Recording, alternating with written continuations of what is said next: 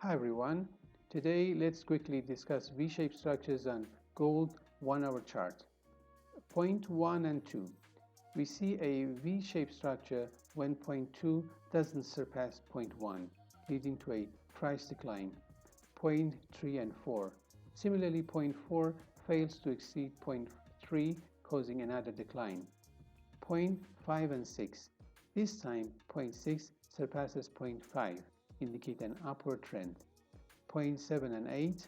Point 8 surpasses point 7, confirming another upward trend. Recognizing these V-shaped structures can help traders spot potential trends. When the second point fails to surpass the first, we expect a decline. If it surpasses, we anticipate an upward trend. This is a simple yet effective way to trade V-shaped structures.